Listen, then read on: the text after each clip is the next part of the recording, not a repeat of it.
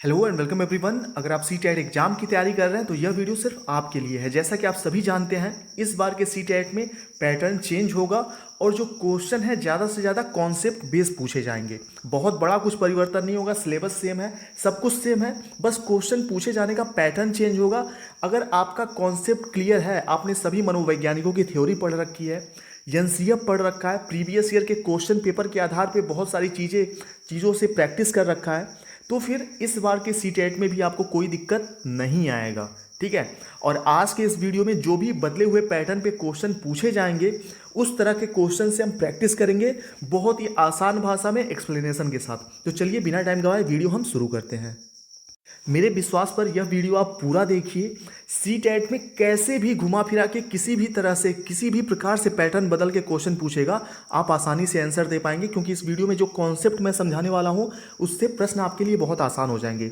देखिए, जब भी 2011 से लेकर, अगर आपने 2011 से लेकर 2020 तक का, ठीक है, 2020 तक का क्वेश्चन पेपर सॉल्व किया है, तो आपने देखा होगा कि समय के साथ 2011 से 2012, 13, 14, 15, ठीक है, ऐसे क्या हुआ है, पैटर्न थोड़ा बदलता गया है।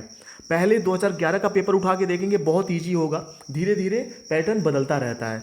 और 2021 और 22 में क्या हुआ है, यही पैटर्न थोड़ा सा और कॉन्सेप्ट बेस हो गया है, यानी कि कॉन्सेप्ट बेस क्वेश्चन ज़्यादा से ज़्यादा पूछे जाएंगे, फैक्ट बेस्ड क्वेश्चन बहुत ही कम मिलने वाले हैं। और जब भी कॉन्सेप्ट बेस्ड क्वेश्चन पूछे जाते हैं या सीटेट अपना पैटर्न चेंज करता है, तो क्या करता है, क्वेश्चन में लंबा चौड़ा स्टेटमेंट देता है। जैसे कि यहाँ पे आप देख सकते हैं, ऐसे क्वेश्चन क्या है, एक स्टेटमेंट होगा और आपको क्वेश्चन पढ़कर आंसर करना होगा।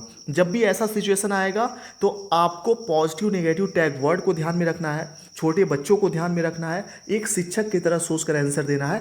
कितना भी कठिन क्वेश्चन हो, आप आसानी से आंसर कर पाएंगे। और कॉन्सेप्ट बेस्ड क्वेश्चन की अच्छाई ये होती है कि आपको थ्योरीज नहीं रटनी पड़ती बहुत ज़्यादा, ठीक है, बस कॉन्सेप्ट को समझना होता है। तो ध्यान दीजिए, सुरभि किसी भी ऐसे भाष्य विशेष को, ठीक है, शब्द विशेष को बोलने में कठिनाई अनुभव करती है जिसमें दो से अधिक बार तो की आवृत्ति हुई हो।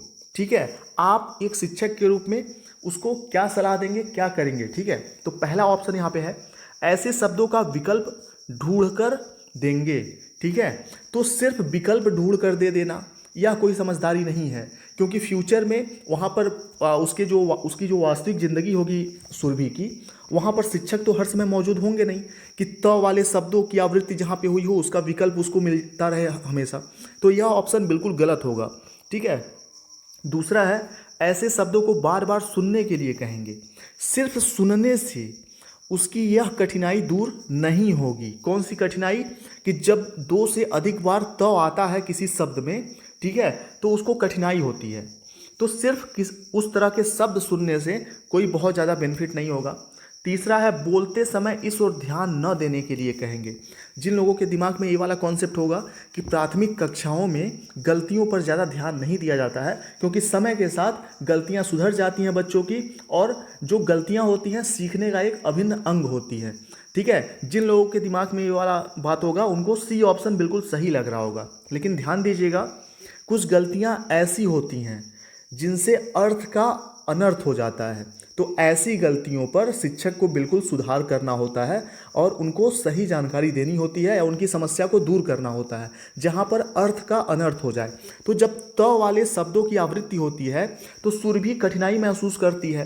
तो यहाँ पे वह कठिनाई महसूस कर रही है, दिक्कत महसूस कर रही है। तो एक शिक्षक के रूप में आप इसको इग्नोर किसी दशा में नहीं करेंगे। जब बच्चा किसी कठिनाई को महसूस करेगा तो आप इसको इग्नोर नहीं करेंगे।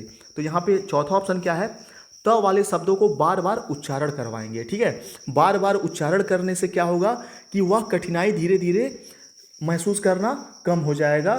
ठीक है, और वह सही शब्द उच्चारण करने लगेगी, और त से उसको, त की आवृत्ति से, यानी कि त बार बार किसी शब्द में आएगा तो उसको दिक्कत नहीं होगा अगर बार बार उच्चारण होगा तो। चलिए आगे बढ़ते हैं। यहीं पे अगर दूसरे ऑप्शन में ये होता कि बार बार सुनने के लिए कहेंगे और उससे उच्चारण करवाएंगे, तो बी वाला ऑप्शन सही हो जाता, दूसरा सही हो जाता। लेकिन इसमें सिर्फ सुनने की बात कही गई है तो ये सही नहीं होगा। यहाँ पर क्वेश्चन थोड़े से हो सकता है कि कम आपको देखने को मिले इस वीडियो में, लेकिन एक एक क्वेश्चन में बहुत सारे कॉन्सेप्ट आप समझेंगे और एग्जाम में बहुत हेल्प करेगा आपका। यह प्रश्न ध्यान दीजिएगा, प्रश्न है, निम्नलिखित में से कौन सा कथन प्राथमिक स्तर पर भाषा सीखने के लिए एक महत्वपूर्ण उद्देश्य की ओर संकेत करता है। तो प्राथमिक स्तर पे ध्यान दीजिएगा, यह क्वेश्चन हो या क्वेश्चन कैसे भी घुमा फिरा के पूछे, जब भी भाषा शिक्षण का उद्देश्य की बात होगी, प्राथमिक स्तर पे भाषा के उद्देश्य की बात की जाएगी, तो आपको हमेशा ध्यान रखना है कि बच्चे संप्रेषण बेहतरीन तरीके से कर सकें, उनके मन में जो भी अनुभव है, जो भी उन्होंने सीखा है, जो भी जिज्ञासा है, उसको वह अभिव्यक्त कर सके। यही प्राथमिक सबसे महत्वपूर्ण उद्देश्य है भाषा शिक्षण का, ठीक है, प्राथमिक स्तर पे। ठीक, कि बच्चे अपने आस पड़ोस में, अपने परिवार में, अपने परिवार के सदस्यों से, मित्रों से, विद्यालय में, अन्य जगह पे जो भी उनके मन में बातें हैं उसको अभिव्यक्त कर सकें अच्छे भाषा में, वही भाषा शिक्षण का उद्देश्य है। तो यहाँ पे देखिए कि प्राथमिक स्तर पर भाषा सीखने के लिए महत्वपूर्ण उद्देश्य की ओर संकेत कौन सा करता है। पहला है गणित के पाठ्यक्रम के अनुरूप हिंदी में संख्याएं जानना, ठीक है, यह ऑप्शन बिल्कुल इंपॉर्टेंट नहीं है। संज्ञा, सर्वनाम और विशेषण और वचन की शुद्ध पहचान करना। तो देखिए प्राथमिक स्तर पर किसी भी व्याकरणिक नियम को शुद्ध पहचान करना नकारात्मक शब्द होता है, ठीक है, नेगेटिव टैग वर्ड होता है। जब भी शुद्ध पहचान या शुद्ध उच्चारण या व्याकरण के नियम यह शब्द आएगा, ऑप्शन वहीं कट जाएगा। तीसरा ऑप्शन देखिए यहाँ पे, तीसरा ऑप्शन है भाषण, वाद विवाद और कविता पाठन में भाग लेना, ठीक है, तीसरा ऑप्शन थोड़ा सा ठीक है। चौथा ऑप्शन देखते हैं, भाषा को अपने परिवेश एवं अपने अनुभव को समझने का माध्यम मानना। भाषा को अपने परिवेश और अनुभव को समझने का क्या मानना, माध्यम मानना। यही ऑप्शन बिल्कुल सही होगा, चौथा ऑप्शन यहाँ पे सही हो जाएगा। क्यों सही हो जाएगा? क्योंकि प्राथमिक स्तर पर यही प्रमुख उद्देश्य है कि अपने परिवेश एवं अपने अनुभव को समझने का माध्यम मानना। कि यहाँ पे एक, क्योंकि परिवेश में जो भी चीज़ें हैं, ध्यान दीजिएगा, परिवेश में विद्यालय भी आता है, परिवेश के अंतर्गत ही सारी पढ़ाई लिखाई, सब कुछ विद्यालय, सब कुछ मित्र दोस्त, सब कुछ आता है। तो अपने परिवेश में जो भी चीज़ें हैं उसको आप कैसे समझ पाएंगे? जब आप भाषा का ज्ञान आपको होगा, ठीक है। तो प्राथमिक उद्देश्य प्राथमिक स्तर पर यही है, और अपने अनुभव, जो भी अनुभव है उसको समझने का माध्यम मानना। चलिए आगे बढ़ते हैं। समावेशी शिक्षा से 100% गारंटी के साथ एक दो क्वेश्चन कम से कम पूछे जाते हैं, ठीक है। देखिए ध्यान दीजिएगा, एक दो क्वेश्चन का मतलब सीडीपी में भी एक दो क्वेश्चन आएंगे, ईवीएस में भी एक दो क्वेश्चन समावेशी से आएंगे, मैथ्स में भी एक दो क्वेश्चन, ठीक है, हर एक पार्ट में एक दो क्वेश्चन, भाषा में सब में एक दो क्वेश्चन, यानी कि कम से कम 7-8 प्रश्न, कम से कम 5 प्रश्न तो 100% समावेशी शिक्षा से आता ही है, डायरेक्ट या इनडायरेक्ट रूप से। ध्यान दीजिएगा, एक समावेशी कक्षा में कविता पढ़ाने के लिए आप क्या करेंगे? सबसे पहले समावेशी कक्षा समझिए क्या होती है। समावेशी कक्षा का मतलब ये हो गया जहाँ पर सामान्य बच्चे भी हों, ठीक है, और विशेष बच्चे भी हों। सामान्य और विशेष बच्चे कौन होते हैं? विशेष बच्चे होते हैं जो बोल सुन ना पाएँ, ठीक है, देख ना पाएँ, किसी और प्रकार से विकलांग हो, ठीक है, उनमें कोई डिस्कैलकुलिया या कोई इस तरह की भाषा अधिगम संबंधी समस्या हो, तो ये हो गए विशेष प्रकार के बच्चे। और सामान्य बच्चे कौन? जिनमें कोई अलग प्रकार की दिक्कत नहीं है, वो बिल्कुल सामान्य है, ठीक है। तो जब सामान्य और विशेष दोनों प्रकार के बच्चों को एक साथ एक कक्षा में शिक्षा दिया जाता है तो उसको कहते हैं समावेशी कक्षा, ठीक। तो समावेशी कक्षा में कविता पढ़ाने के लिए आप क्या करेंगे? पहला ऑप्शन है कविता को चार्ट पेपर पर लिखकर बच्चों की पहुंच से दूर दीवार पर लगा देंगे और उसकी ओर संकेत करके कविता को जोर जोर से पढ़ेंगे, ठीक। जोर जोर से पढ़ने से हो सकता है कि समावेशी कक्षा में जो मुख बधिर बच्चे हों, जो इनको सुनाई ना देता हो, वो ना पढ़ पाएँ, ठीक है, क्योंकि कितना भी जोर से चिल्लाएंगे उनको तो समझ आएगा ही नहीं। और चार्ट पेपर को दूर, बच्चों के पहुंच से बहुत दूर लगा देंगे तो हो सकता है जो ब्लाइंड बच्चे हों, जो लो विजन वाले बच्चे हों, वो ना देख पाएँ। तो पहला ऑप्शन तो यहीं कट हो गया। दूसरा है कविता को, जो पोयम है उसको टेप रिकॉर्डर से सुनाएंगे ताकि सभी बच्चों पर ध्यान दिया जा सके। टेप रिकॉर्डर से सुनाने से भी मुखबधिर बच्चे नहीं सीख पाएंगे, ठीक। जो सुन नहीं पाएगा, चाहे टेप रिकॉर्डर चला दीजिए या माइक में चिल्लाइए, उनको कुछ नहीं सुनाई देगा। सामान्य बच्चे तो पढ़ लेंगे, लेकिन विशेष बच्चे जो सुन नहीं पाएंगे वो नहीं पढ़ पाएंगे समावेशी कक्षा में टेप रिकॉर्डर से। ये ऑप्शन भी कट हो गया। तीसरा है कविता को पढ़ने के लिए एक से अधिक विधियों का प्रयोग करेंगे ताकि बच्चों की विभिन्न इंद्रियों से अनुभव करने का अवसर मिल सके। तीसरा ऑप्शन थोड़ा ठीक है, इसको होल्ड करते हैं। चौथा, एक ही कविता को 5 बार सुनाएंगे। पाठ करवाएंगे ताकि सभी बच्चों को समझ में आ सके। तो बार बार पुनरावृत्ति करने से कोई चीज़ नहीं सीखा जा सकता, ठीक है। सीखा कब जाएगा? जब उपयुक्त विधि से, ठीक है, सही शिक्षण विधि से, अनेक प्रकार के शिक्षण विधि से, शिक्षण सूत्र का प्रयोग करते हुए बच्चों को सिखाएंगे, तब बच्चे सीख पाएंगे। तो पहला, दूसरा और चौथा ऑप्शन कट गया, बचा तीसरा, ठीक है। जब अनेक विधियों का प्रयोग करेंगे तो उन अनेक विधियों में मुखबधिर बच्चे भी सीख लेंगे। जैसे साइन लैंग्वेज का प्रयोग करके पढ़ाएंगे, ये भी एक विधि हो गई सांकेतिक भाषा में, तो मुखबधिर बच्चे भी देख लेंगे। हो सकता है ब्रेल लिपि भी वहाँ हम बच्चों को दे दें, ब्रेल लिपि से भी सीख लेंगे, उसको पढ़ के भी सुनाएंगे, टेलीविज़न में भी दिखाएंगे, प्रोजेक्टर पे दिखाएंगे, चार्ट पेपर से, फ्लैश कार्ड से, हाव भाव से, सबसे समझाएंगे, तब बच्चे समावेशी कक्षा में सभी बच्चे सीख पाएंगे। तो तीसरा ऑप्शन सही हो जाएगा। यहाँ पे एक क्वेश्चन पे टाइम थोड़ा ज़्यादा लगेगा, इसके लिए माफ़ी चाहूँगा, लेकिन यहाँ पे जो चीज़ें मैं एक्सप्लेन कर रहा हूँ, जरूरी नहीं कि यही क्वेश्चन आपके एग्जाम में सेम टू सेम आए। यहाँ पे ये चीज़ नहीं है। यहाँ जरूरी है कि जो कॉन्सेप्ट है, समावेशी कक्षा है तो समावेशी कक्षा का जो कॉन्सेप्ट है वो आपको समझाना है मुझे, ताकि क्वेश्चन कैसा भी आए आप आंसर कर पाएँ। वीडियो अच्छा लग रहा हो तो प्लीज़ लाइक करिए, क्योंकि इससे ईजी लैंग्वेज में कोई आपको नहीं समझा सकता। चलिए अगला देखते हैं। हिंदी भाषिक शिक्षक को यह स्वीकार करना चाहिए कि, हिंदी भाषिक शिक्षक को यह स्वीकार करना चाहिए कि क्या गलतियां सीखने सिखाने की प्रक्रिया का अभिन्न हिस्सा है? दूसरा ऑप्शन, और हाँ, एक गलती कभी मत करिएगा। यहाँ पे याद आ गया, मैं आपको बता देता हूँ, कभी भी क्वेश्चन पढ़ने के बाद पहला ऑप्शन आपको पढ़ने के बाद, जैसे यहाँ पहला ऑप्शन पढ़ने के बाद आपको लगा होगा, जिन लोगों को ये पता है कि प्राथमिक कक्षाओं में गलतियां सीखने का अभिन्न अंग होती हैं, समय के साथ सुधार की जा सकती हैं, ठीक है, तो उन लोगों को पहला ऑप्शन पढ़ते ही सही लगा होगा तो गोला मत भर दीजिएगा पहला ऑप्शन पढ़ने के बाद भी, भले ही आपको 100% कन्फर्म हो तब भी, जब तक चारों ऑप्शन मत पढ़ लीजिएगा, ठीक। पहला है गलतियां सीखने सिखाने की प्रक्रिया का अभिन्न अंग हिस्सा होती हैं। हो सकता है चौथा ऑप्शन इससे भी बेहतर हो। दूसरा, गलतियों पर बिल्कुल ध्यान न देने से वे सुधर जाती हैं। बिल्कुल ध्यान नहीं देना ये भी गलत है, थोड़ा बहुत तो ध्यान देना पड़ेगा। तीसरा है, बच्चों को उनकी गलतियां समझाना उनके भाषा विकास में महान बाधा है। उनकी गलतियां समझाना बिल्कुल बाधा नहीं है, ठीक है, गलतियों को एक अच्छे तरीके से समझाना बिल्कुल बाधा नहीं है। तो तीसरा ऑप्शन भी कट गया। चौथा ऑप्शन है, बच्चों को भाषा सिखाना जरूरी नहीं है। बिल्कुल गलत, बिना भाषा के वो कुछ कर ही नहीं पाएंगे। भाषा का ज्ञान नहीं होगा तो गणित नहीं सीख पाएंगे, विज्ञान नहीं सीख पाएंगे, कुछ भी नहीं सीख पाएंगे बच्चे। तो पहला ऑप्शन यहाँ सही हो जाएगा, गलतियाँ सीखने सिखाने की प्रक्रिया का अभिन्न हिस्सा होती हैं। और ऐसा किसने कहा है? एनसीईआरटी 2005 में कहा गया है ये बात, ठीक है। चलिए आगे बढ़ते हैं।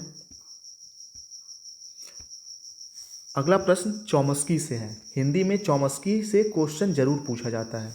चौमस्की के अनुसार बच्चों के पास भाषा सीखने की क्षमता जन्मजात होती है, ठीक। यह भी एक स्टेटमेंट है। चौमस्की ने क्या कहा है कि बच्चों में भाषा सीखने की क्षमता जन्मजात होती है, ये चीज़ ध्यान रखिएगा। अतः हिंदी भाषा की कक्षा में बच्चों को विविध भाषा प्रयोगों से परिचय प्राप्त करने के अवसर दिए जाएं। अवसर देना बिल्कुल सही है, पहला ऑप्शन होल्ड करते हैं। दूसरा है, व्याकरण के नियम समझा दिए जाएं। कट गया, क्योंकि जब व्याकरण का नियम आएगा कट जाएगा, क्योंकि व्याकरण का नियम नकारात्मक होता है। तीसरा है, सतत और व्यापक आकलन की प्रक्रिया से मुक्त रखें। बिल्कुल मुक्त नहीं रखना है, सतत एवं व्यापक मूल्यांकन की प्रक्रिया वर्तमान समय में चल रही है, यह बहुत ही जरूरी है। कुछ भी न पढ़ाने की आवश्यकता नहीं है, कुछ भी न पढ़ाने की आवश्यकता नहीं है, मतलब कुछ भी पढ़ाने की आवश्यकता नहीं है, ये भी गलत है। पहला ऑप्शन सही हो जाएगा, ठीक है। विविध भाषा प्रयोगों से परिचय प्राप्त करने के अवसर दिए जाने चाहिए। जब भी अवसर, देखिए अवसर दिया जाना, ठीक है, भाषा प्रयोग, ये सब पॉजिटिव टैग वर्ड हैं, तो यही ऑप्शन सही हो जाएगा। जब भी तीन आपको सही आंसर ना पता चले तो बाकी के तीन ऑप्शन पढ़िए, चारों ऑप्शन पढ़िए, जिसमें नकारात्मक वर्ड हो उसको करते जाइए, जो आखिरी में बचे जिसमें कोई भी नेगेटिव वर्ड ना हो वही सही हो जाएगा फिर, ठीक है। ऐसा तब करना है जब आपको क्वेश्चन समझ में ना आए। आगे बढ़ते हैं।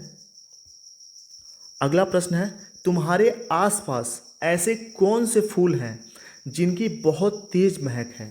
तुम्हारे आसपास, देखिए इसी टाइप के क्वेश्चन इस बार सीटेट में आएंगे, ध्यान दीजिएगा, लंबे चौड़े स्टेटमेंट वाले। इसी से कॉन्सेप्ट बेस, इसी को कॉन्सेप्ट बेस क्वेश्चन बोलते हैं, ठीक है। इसको और घुमा फिरा देगा वो। तुम्हारे आसपास ऐसे कौन कौन से फूल हैं जिनकी बहुत तेज महक है? फूलों के नाम अपनी भाषा में लिखो। हिंदी भाषा के इन अभ्यासों का क्या उद्देश्य है, ठीक है। जो हमारे आस पड़ोस में फूल हैं उसका नाम क्या है अपनी भाषा में लिखना है। तो इसका उद्देश्य क्या है, ऐसे शिक्षक ऐसा बोल रहा है तो उसका उद्देश्य क्या होगा, ध्यान दीजिए। पाठ को अपने अनुभव संसार से जोड़ने के अवसर देना, पाठ को अपने अनुभव संसार से जोड़ने के अवसर देना और बहुभाषिकता को पोषित करना। बिल्कुल सही है पहला ऑप्शन। लेकिन आगे बढ़ते हैं। अगला है बच्चों की भाषा को कक्षा में स्थान देते हुए यह जानना कि क्या वे अपनी भाषा में लिख सकते हैं। ये वाला ऑप्शन भी ठीक है। तीसरा ऑप्शन है बच्चों को फूलों और उनकी महक के बारे में विस्तृत जानकारी देना। ये थोड़ा सा कम ठीक है। चौथा है बच्चों को यह जानना कि कितने फूलों के नाम जानते हैं। सिर्फ यह जानना कोई बहुत मतलब विशेष बात नहीं है प्राथमिक स्तर पर, ठीक है। तो तीसरा चौथा ऑप्शन कट गया क्योंकि थोड़ा कम अच्छा है। पहला दूसरा ऑप्शन ज़्यादा बेहतर है, तो पहले दूसरे में से ही सही होगा। कमेंट बॉक्स में फटाक से अभी कमेंट करिए आप, तब आगे वीडियो देखिएगा। आपको क्या लगता है कौन सा ऑप्शन सही होगा पहले दूसरे में। क्वेश्चन एक बार फिर से पढ़ लीजिए और आंसर फटाक से कमेंट बॉक्स में बताइए। अब देखिए यहाँ पे मैं आपको बताता हूँ कि कौन सा ऑप्शन सही होगा। आप कमेंट बॉक्स में कमेंट कर चुके होंगे। 136 नंबर क्वेश्चन का ए सही है या पहला सही या दूसरा सही है। देखिए पहला ऑप्शन पढ़िए, पाठ को अपने अनुभव संसार, बच्चों के अनुभव ये भी पॉजिटिव टैग वर्ड है। अवसर देना ये भी पॉजिटिव टैग वर्ड है। बहुभाषिकता ये भी पॉजिटिव टैग वर्ड है। तो पहले ऑप्शन में तीन तीन पॉजिटिव टैग वर्ड हैं। दूसरे ऑप्शन में देखते हैं, बच्चों की भाषा को कक्षा में स्थान देना। कक्षा में स्थान देना एक पॉजिटिव टैग वर्ड हो गया। और यह जानना कि क्या वो अपनी भाषा में लिख सकते हैं, तो यह जानना बिल्कुल ज़रूरी नहीं है कि क्या वो अपनी भाषा में लिख सकते हैं, ठीक है। तो यानी कि पहला ऑप्शन यहाँ पे सही हो जाएगा क्योंकि यहाँ पर ज़्यादा से ज़्यादा पॉजिटिव टैग वर्ड है। यहाँ बच्चों के अनुभव को महत्व दिया जा रहा है, बच्चों को अवसर दिया जा रहा है, बच्चों की बहुभाषिकता को बढ़ावा मिलने वाली बात कही जा रही है। तो पहला ऑप्शन यहाँ पे सही हो जाएगा। उम्मीद करता हूँ कि 136 नंबर क्वेश्चन को आप इसका जो कॉन्सेप्ट है वो समझ चुके होंगे कि जब भी दो ऑप्शन आपको सही लगे तो उन दोनों ऑप्शन में से सबसे ज़्यादा पॉजिटिव टैग वर्ड वाले ऑप्शन ही हमेशा सही होंगे। दूसरा ऑप्शन भी सही है लेकिन इससे ज़्यादा बेहतर है पहला ऑप्शन, ठीक है। यहाँ पे जो है कि कक्षा में स्थान देते हुए यह जानना कि वो अपनी भाषा में लिख सकते हैं कि नहीं, ये बहुभाषिकता जो शब्द है इसी में पूरा ऑप्शन समाहित हो गया एक तरह से, ठीक है। तो पहला ऑप्शन सही हो जाएगा। कई बार ऐसा होता है कि एक ऑप्शन में बाकी के सभी ऑप्शन समाहित होते हैं, तो वही ऑप्शन हमेशा सही होगा। चलिए इसी बात पे लाइक ज़रूर करिएगा अगर कॉन्सेप्ट समझ में आया हो। और प्लीज़ एक छोटा सा रिक्वेस्ट है, अभी फिर से कर रहा हूँ आपसे कि वीडियो को अपने व्हाट्सअप स्टेटस पे, फेसबुक पे ज़रूर शेयर करिए, ठीक है। बड़ा दुख होता है ये देखकर कि मैं इतनी मेहनत करता हूँ, आप देखिए बहुत सारे वीडियो मैं नहीं बनाता, कम वीडियो बनाता हूँ, लेकिन एक एक वीडियो आपके लिए बहुत यूज़फुल होते हैं। तो प्लीज़ कम से कम फेसबुक पे, व्हाट्सअप पे इतना तो आप कर सकते हैं मेरे लिए, प्लीज़ ये रिक्वेस्ट है आप सभी लोगों से। अगला देखिए, संगीता अक्सर शब्दों को उल्टा लिखती है और लिखते समय कुछ अक्षरों को छोड़ देती है, उसे लिखने में कठिनाई महसूस होती है। कौन सी समस्या है? जब भी लिखते हैं क्या, यानी कि ग्राफ बनाना, ग्राफ करना, तो डिस्ग्राफिया लिखने से संबंधित क्या होता है, डिस्ग्राफिया होता है। डिसकैलकुलिया क्या होता है, जब कैलकुलिया, यहाँ ध्यान दीजिएगा, कैलकुलिया यानी कि कैलकुलेशन किस में होता है, गणित में होता है। तो गणित संबंधी दिक्कत होगी, ठीक है, तो क्या हो जाएगा, डिसकैलकुलिया हो जाएगी। डिसलेक्सिया, डिस माने होता है कमी, लेक्सिया माने होता है शब्द या अक्षर, तो जब भी शब्द अक्षर पढ़ने में समस्या होगी तो क्या हो जाएगा, डिसलेक्सिया हो जाएगा। लिखने में समस्या होगी तो डिस्ग्राफिया, तो यहाँ पे डिस्ग्राफिया सही आंसर हो जाएगा। चलिए अभी मुझे स्कूल भी निकलना है, ठीक है, तो मिलते हैं आप सभी लोगों से शाम के समय। एक मैराथन क्लास होगा सभी सब्जेक्ट के पेडागोजी पे, ठीक है, सभी सब्जेक्ट के जो पेडागोजी हैं, एक मैराथन आपको मिलेगा। कब मिलेगा मैं आपको टाइम बता देता हूँ। कल संडे है, कल बिल्कुल फ्री हूँ। कल दोपहर में आपको 12 बजे, दोपहर में 12 बजे आपको मिल जाएगा एक मैराथन क्लास, लाइव होगा, सभी सब्जेक्ट के पेडागोजी होंगे और उस वीडियो को देखने के बाद हर एक सब्जेक्ट के पेडागोजी के कॉन्सेप्ट आपको समझ में आ जाएंगे। जैसे इसमें आपको यहाँ पे जो भी कॉन्सेप्ट समझाया गया समझ में आए, बहुत आसान भाषा में। तो कल दोपहर 12 बजे जरूर देखिएगा। और CTET के नोट्स अगर आपको चाहिए कंप्लीट, जो कि आप एक हफ्ते में पढ़ सकते हैं, बहुत सेलेक्टेड है, 7905352723 इस नंबर पर व्हाट्सएप पे आप मैसेज कर सकते हैं, ठीक है। फीस यहाँ पे बहुत ही कम 250 रखी गई है, कंप्लीट नोट्स आपको प्रोवाइड कर दिए जाएंगे, ठीक है। मिलते हैं नेक्स्ट वीडियो में कल दोपहर 12 बजे। Thank you.